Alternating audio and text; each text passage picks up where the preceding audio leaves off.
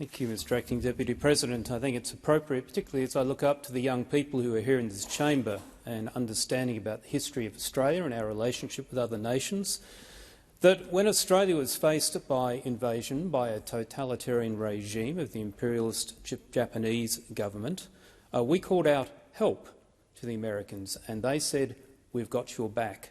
And young men and women lost their lives. They spent money, capital and lives helping defend Australia and the region. And much of the prosperity and peace in the world that has existed for the 60 or 70 years since is because of the sacrifice and the support of the people of the United States. As we look at the Defence Strategic Update, and I recognise Senator Reynolds, who was then Defence Minister, for her work in bringing that about, which took a serious, unbiased look at the circumstances facing Australia.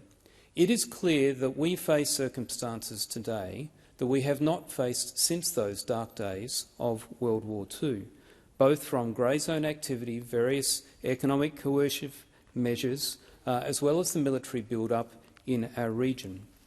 And so the AUKUS agreement, far from being just about nuclear submarines, is about a system of collaboration and support between like-minded nations, nations who are characterised by the rule of law and who wish to work together to increase the resilience collectively of those nations to stand against totalitarian states.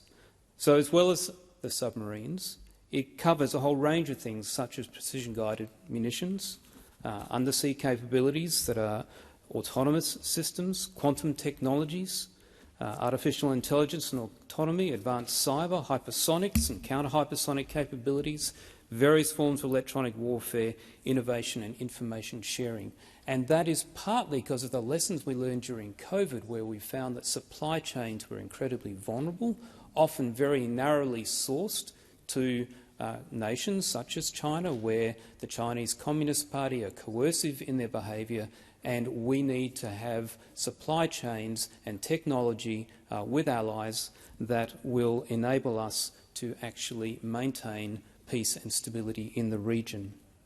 I'm attracted to the philosophy of President Roosevelt from the United States, who co-opted an African saying, "Speak softly and carry a big stick," and he described his style of foreign policy as, and I quote, "the exercise of intelligent forethought and decisive action sufficiently far in advance of any likely crisis."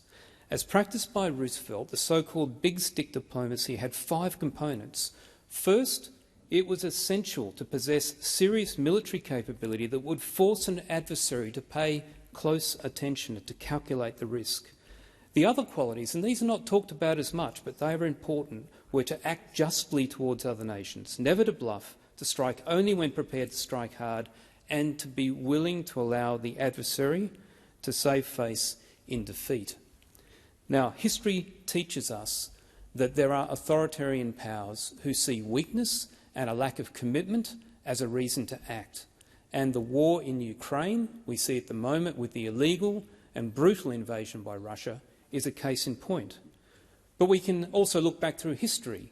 The invasion by Argentina of the Falkland Islands on the 2nd of April 1982 was because General Galtieri saw that the British government were looking for potential ways to actually cede the Falkland Islands back to Argentina if the people agreed, if the people of the Falklands agreed.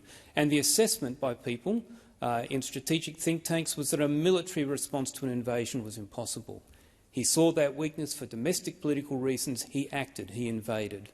And we know the history, and that history in part was because of the collaboration of the US and the UK, because of the industrial base in the UK that was able to co-opt a number of civil assets, particularly ships, to use in that conflict. So AUKUS, far from being a tragedy, is actually about the exercise of intelligent forethought and decisive action sufficiently in advance of any likely crisis. So any adversary will see that we have both the intent and the means to actually preserve the global rules-based order that has led to peace and prosperity for tens of millions of people in the world.